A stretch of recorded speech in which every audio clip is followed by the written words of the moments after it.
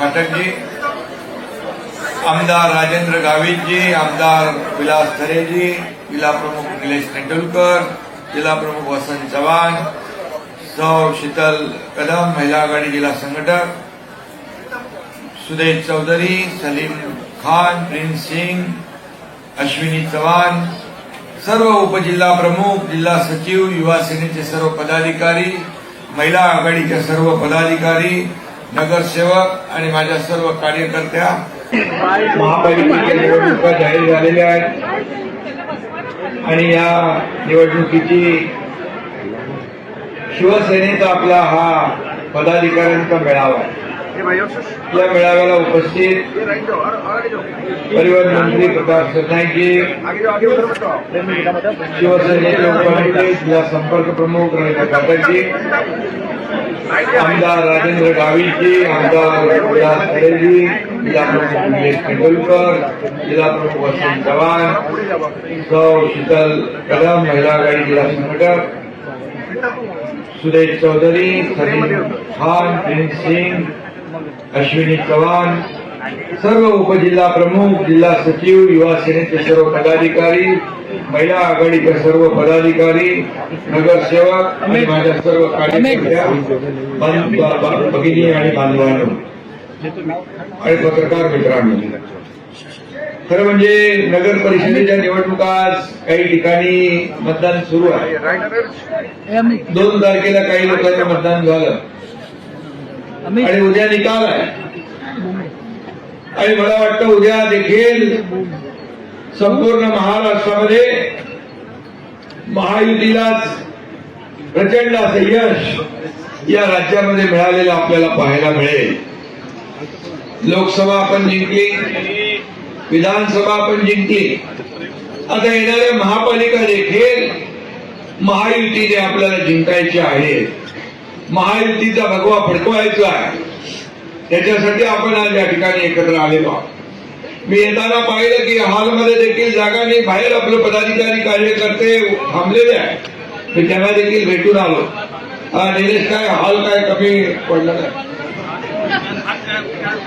अरे आता आपले पदाधिकारी ताकद वाढली आहे इकडे आणि पुढच्या वेळेला सर्व पदाधिकारी कार्यकर्ते यांच्यासाठी पुरेल एवढा मोठा मला वाटतं जाहीर सभा आपण मैदानातच घेऊ आणि तिथं गेले अनेक वर्षाचा कारभार आपण पाहिलेला आहे आणि तो कारभार आपल्याला परिचित आहे। गेले अनेक वर्ष या भागामध्ये विकासापासून वंचित राहावं लागलं या सर्वांना। मगाशी सुदेश चौधरी म्हणाले की ठाण्यासारखं करा, कल्याणसारखं करा, मग त्यासाठी तुम्हाला इथं महायुतीचा भगवा झेंडा फडकवावा लागेल आणि जो विधानसभेमध्ये आपण फडकवलेला आता इथं खासदार महायुतीचा आहे, आमदारही सर्व मला वाटतं 5 महायुतीचे आहेत, त्यामुळे महापालिकेत देखील महायुती आल्याशिवाय राहणार नाही अशा प्रकारचा विश्वास या ठिकाणी मी व्यक्त करतो। आणि आपल्या लाडक्या बहिणी ज्या आहेत, मी नगर परिषद नगर पंचायतीच्या निवडणुकांमध्ये महाराष्ट्रात फिरलो, मला एक वेगळं चित्र पाहायला मिळालं। अगदी रात्री 10-10 वाजेपर्यंत अगदी सातारा, सांगली, कोल्हापूर, पश्चिम महाराष्ट्रामध्ये गेलो, उत्तर महाराष्ट्रात गेलो, विदर्भात गेलो, थंडीमध्ये देखील माझ्या लाडक्या बहिणींनी खुर्ची सोडली नव्हती, बसल्या होत्या, वाट पाहत होत्या। हा एक वेगळा अनुभव पाहायला मिळाला आणि म्हणून लाडके भाऊ लाडक्या बहिणी यांनी संकल्प केलेला की येणाऱ्या महापालिकेच्या निवडणुकांमध्ये आपल्याला भगवा फडकवायचा आणि म्हणून या ठिकाणी या लाडक्या बहिणी उपस्थित आहेत। सगळ्या जातीपातीच्या दर महिन्याची ओवाळणी आपली चालू आहे का? भेटते आणि ही परमनंट आहे। मुख्यमंत्री माझी लाडकी बहीण योजना, एक लाडकी लखपती योजना, एसटी मध्ये 50% सवलत, मुलींचं उच्च शिक्षण मोफत, शेतकऱ्यांना आपलं शहरी भाग आहे परंतु इतर वयोश्री योजना, इतर योजना आपण केल्या, या योजना सगळ्या सुरू राहणार. कारण काही लोकांनी या योजना बंद करायला घेतल्या होत्या, योजना कोर्टात गेल्या होत्या बंद करायला. परंतु तुमचा हा एकनाथ शिंदे मुख्यमंत्री होता, त्यामुळे दिलेला शब्द पाळणारा हा मुख्यमंत्री आहे. आणि म्हणून कोणी माहितीला आला तरी लाडकी बहीण योजना कधी बंद होणार नाही, हा शब्द आहे. आणि एवढ्यावर तुम्हाला ठेवणार नाही आम्ही. आणखी याच्यामध्ये मला पत्रकार विचारतात 2100 रुपयाचं काय, बोल योग्य वेळी तेही देणार, योग्य वेळी तेही देणार, ज्याचे आम्ही बोललोय ते करणार. आमच्या लाडक्या बहिणीला स्वतःच्या पायावर उभं करायचं आहे. कारण एकनाथ शिंदेने गरिबी पाहिली आहे, माझ्या आईची पत्नीची तगमग पाहिली आहे, काटकसर पाहिली आहे, महिना कसा चालवायचा पाहिलाय.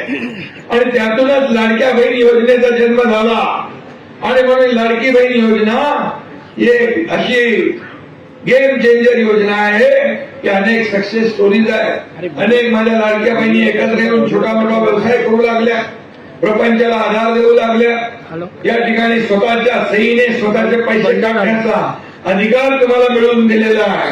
आणि त्यामुळे हा गेम चेंजर ही योजना सगळ्यात आवडती योजना माझी कुठली असेल मुख्यमंत्री पदाच्या कारकिर्दीतली तर लाडकी बहीण योजना.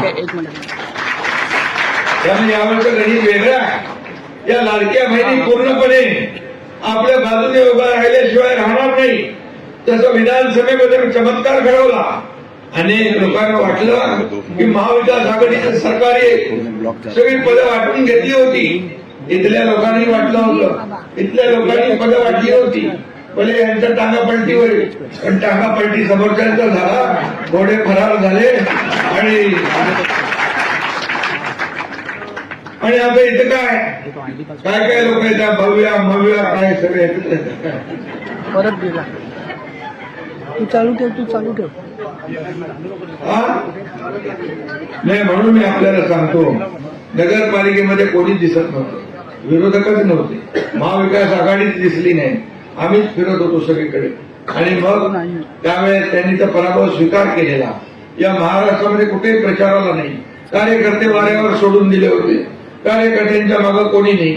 आणि म्हणून इकडे एकनाथ शिंदे ज्या ज्या ठिकाणी गेला तिथं पाहिलं, तिथले कार्यकर्ते भेटले मला, आपल्या लोकांना भेटले.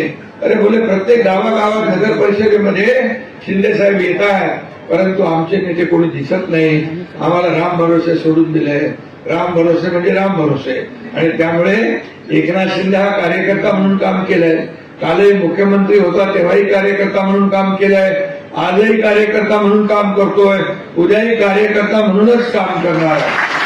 आणि मग शिवसेना हा आपल्या बाळासाहेबांच्या विचारांचा पक्ष आहे, आनंद दिघे साहेबांच्या विचारांचा पक्ष आहे, हा खऱ्या अर्थाने कार्यकर्त्यांचा पक्ष आहे, कार्यकर्त्यांचा सन्मान वाढवणारा पक्ष आहे. या पक्षात जो काम करेल तो पुढे जाईल, तर कोणी मालक नाही, कोणी नोकर नाही. आपल्याला नोकर समजणारे लोक, त्यांना लोकांनी त्यांची जागा दाखवलेली आहे.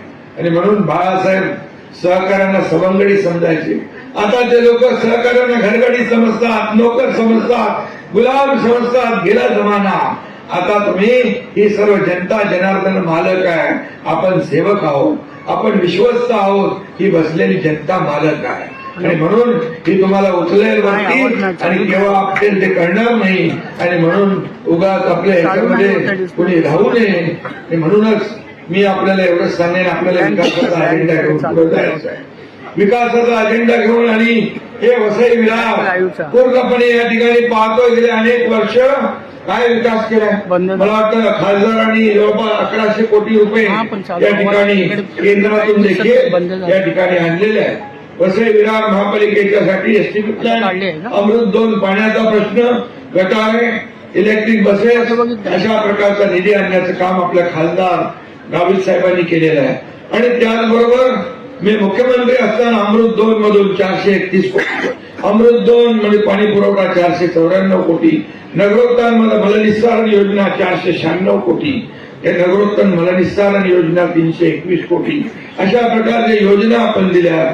वसई विरार महापालिकेला 22-23 मध्ये 27 कोटी रुपये, महापालिका 2023-24 ला 22 कोटी रुपये, वसई विरार महापालिकेला 24-25 ला देखील 251 कोटी रुपये, आणि 25-26ला 10 कोटी रुपये. आणि या ठिकाणी अनेक निर्णय आपण घेतले. कोणी काहीतरी काय कुठली ती फिरवतात ते शिकायत का मौका नाही दूंगा. मी कधी कारण देत नाही. No reason on the spot decision. म्हणून मी आपल्याला सांगतो, मी जे बोलतो ते करतो. आणि म्हणून आता वर्सोवा ते भाईंदर ते विरार हा सीलिंग आपण करतोय. यामुळे तुम्ही अतिशय वेगवान पद्धतीने या ठिकाणी या. MMRDAच्या माध्यमातून अनेक प्रकल्प आपण मार्गी लावलेत. ते मंजुऱ्या झाल्यात. त्याला देखील फ्लायओव्हर आहेत, रस्ते आहेत, इतर सोयी सुविधा आहेत. त्या देखील देण्याचं काम आपण या ठिकाणी करणार आहोत. आणि म्हणून आपण काम करणारे लोक फक्त बोलणारे नाही. आणि म्हणून तुम्हाला खऱ्या अर्थाने गेले अनेक वर्ष विकासापासून वंचित राहावं लागलं. अनधिकृत चाळी आहेत, त्याचं रेग्युलायझेशन करायचं आपल्याला, त्या नियमित करायच्या आहेत, त्या शास्ती दंड माफ करायचा आपल्याला.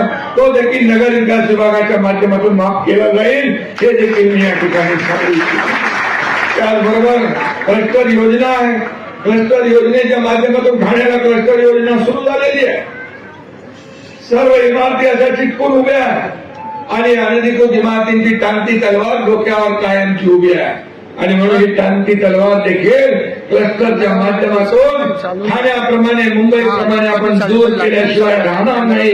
आणि हक्काचं घर तुम्हाला चांगल्या दर्जाचं घर मिळेल, चांगल्या सोयी सुविधांयुक्त घर मिळेल. एसआरएचा विषय आहे, झोपडपट्टीचा विषय आहे, तो देखील या ठिकाणी आपण केल्याशिवाय राहणार नाही. कारण नगरविकास विभाग पण तुमच्या एकनाथ शिंदेकडे आहे, गृहनिर्माण विभाग पण तुमच्याकडे आहे, एसआरए म्हाडा पण तुमच्याकडे आहे. आणि त्यामुळे मुंबईच्या धर्तीवर ओसी देण्याचा निर्णय झालेला आहे. तो देखील वसई विरार महापालिकेला ओसी देण्याचा निर्णय लागू करणार, हे देखील मी आपल्याला सांगायला आलेलो आहे. त्यामुळे घर हे स्वप्न आहे प्रत्येकाचं. घर हक्काचं घर मिळालं पाहिजे. पंतप्रधान आवास योजना सर्वांसाठी घरं ही योजना जी संकल्पना मांडली आहे, बाळासाहेबांनी देखील मुंबईत 40 लाख लोकांना मोफत घरं देण्याचा संकल्प सोडला. त्याची पूर्तता आपण करतोय. सुरुवात झाली आहे आणि मला त्याचा आनंद आहे. मुंबईमध्ये अनेक प्रकल्प सुरू झाले, ठाण्यात अनेक प्रकल्प सुरू झाले, तुमच्या वसई विरारमध्ये देखील अनेक प्रकल्प आपण या ठिकाणी घरांचे सुरू करू. आणि या संपूर्ण वसई विरारचा कायम पालन केल्याशिवाय राहणार नाही. गेल्या अनेक वर्ष, किती वर्ष सत्ता भोगली, काय वसई विरारसाठी केलं, हे देखील सांगण्याची आणि तुम्हाला विचारण्याची आवश्यकता आहे. आणि म्हणूनच मी आपल्याला सांगतो, फक्त बोलून चालत नाही, आपल्याला काम केलं पाहिजे, लोकांना घरं दिली पाहिजे. म्हाडाचाही काही विषय आहे. म्हाडाचा देखील, म्हाडा पण माझ्याकडेच आहे, त्यामुळे म्हाडाचा सचिन जो काही विषय आहे तो देखील या ठिकाणी आपल्याला मोर्चा घेऊन जाण्याची आवश्यकता लागणार नाही.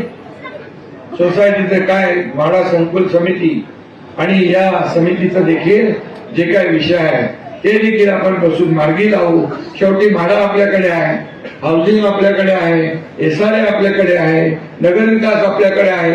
त्यामुळे कुठलीही अडचण आपल्याला येणार नाही. मला आपल्याला एवढंच सांगायचं आहे, मी पुन्हा जेव्हा येईन तेव्हा अतिशय विस्तृतपणे बोलेन. वसई पूर्व रेल्वे स्थानक सॅटिस प्रकल्प आहे, तो राबवण्याची आपली विनंती आहे.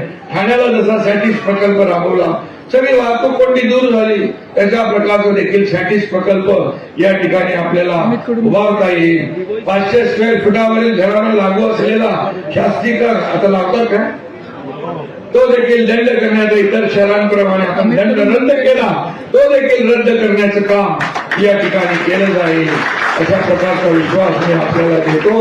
परंतु मला आपल्याला एवढंच सांगतो की गेले अनेक वर्ष जे या भागामध्ये फक्त विकासाच्या नावावर ढकाल झालेला आहे शहर, याला आपल्याला बदलायचं असेल तर शिवसेना भाजपा महायुतीला या ठिकाणी जिंकून दिलं पाहिजे.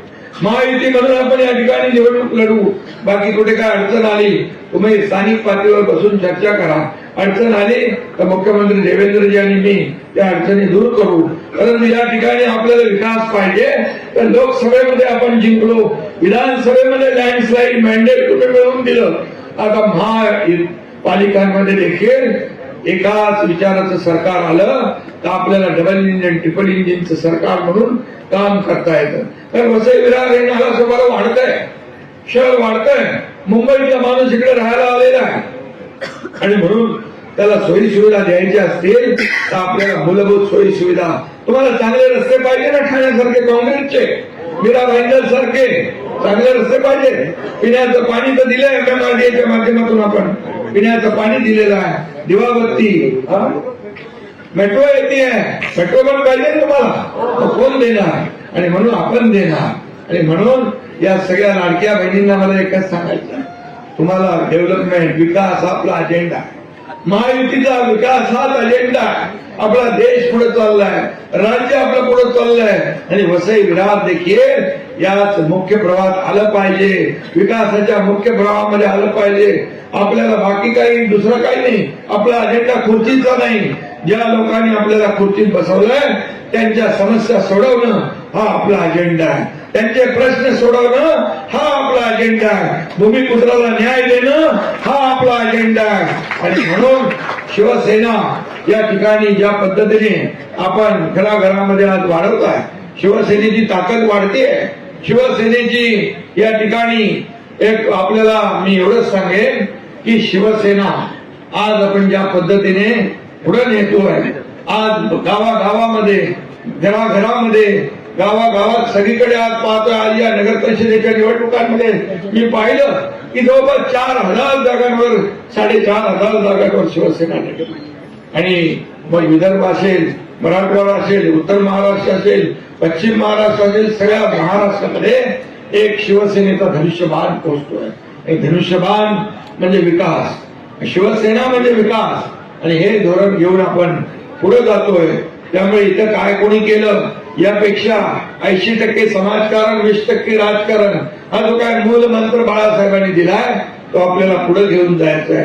स्थानिक भूमिपुत्रांचे प्रश्न आपल्याला सोडवायचे आहे, आणि म्हणूनच एक दिलाने आपण काम करण्याची आवश्यकता आहे. बाकी काय प्रश्न असतील तर मला नाविकजी सांगा, हे देखील आपल्याला सोडवता येतील. कारण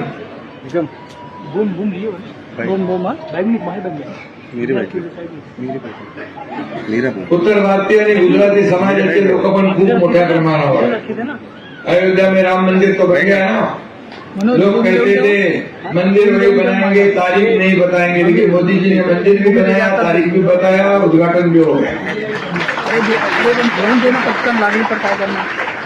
आणि म्हणून गुजराती समाज, व्यापारी समाज, हे सगळे समाज एकत्र आहे. सर्व समाजाला घेऊन आपण पुढे जातोय, सर्व समाजाला घेऊन खरं विकासाचा अजेंडा आपला आहे. विकास हाच आपल्याला महत्वाचा आहे. सर्वसामान्य लोकांच्या आयुष्यामध्ये बदलाव करण्याचं काम आपल्याला करायचं आहे. मी आपल्याला नेहमी सांगतो की मला काय मिळालं यापेक्षा सर्वसामान्य लोकांना काय मिळालं हे पाहणारे आपण लोक आहोत. 2.5 वर्षाच्या मुख्यमंत्री पदाच्या कारकिर्दीमध्ये तुमच्या एकनाथ शिंदेने एवढे निर्णय घेतले, आपल्या टीमने एवढे निर्णय घेतले, एकीकडे विकासाला चालना दिली, एकीकडे कल्याणकारी योजना केल्या, आणि ही सांगड घालण्याचं काम जे केलेलं आहे. आणि त्यामुळे झालेल्या विधानसभेच्या निवडणुकांमध्ये आपल्याला 232 जागा महायुतीच्या निवडून आलेल्या आहेत. हा इतिहास आहे, हा महाराष्ट्राचा इतिहास आहे. हा इतिहास पुन्हा महापालिकेच्या निवडणुकांमध्ये आपल्याला पुन्हा गिरवायचा आहे. हा इतिहासाची पुनरावृत्ती करायची आहे. आणि खऱ्या अर्थाने शासनामध्ये जे जे काही या भागामध्ये आवश्यक आहे हे आवश्यक सगळं आपल्याला या ठिकाणी करायचं आहे. आणि म्हणून मी आपल्याला एकच सांगतो, गाफील राहू नका, काम करा. संघटन या ठिकाणी सर्व शिवसेनेचे पदाधिकारी जे आहेत यांना आता ही संधी आहे, सर्व संधी आहे. यामध्ये शिवसेना, भाजप, महायुती किती समोरचे लोक एकत्र आले तरी सुद्धा आपल्याला कामाचा अजेंडा घेऊन पुढे जायचा आहे. ते फक्त सत्तेसाठी एकत्र येतील, खुर्चीसाठी एकत्र येतील, परंतु आपण विकासासाठी एकत्र येणार आहोत. आपला विकास हाच अजेंडा आहे. आणि म्हणून मी कोणी काही म्हटलं तरी सुद्धा एवढंच सांगतो, जो शब्द आपण देतो तो पाळतो. आणि म्हणून इलाका किसका भी हो, धमाका हमी करेंगे, अशा प्रकारचा आपल्याला सांगतो. आज आम्ही एक मौका है, एक मौका गवाएंगे तो फिर नहीं मिलेगा. आणि म्हणून मी आपल्याला सांगतो, पुन्हा एकदा मनापासून आपल्याला शुभेच्छा देतो. जे जे आम्ही बोललोय ते करणार, दिलेला शब्द पाळतो. म्हणून माझ्या लाडक्या बहिणी, लाडके भाऊ एवढ्या मोठ्या प्रमाणावर महाराष्ट्रामध्ये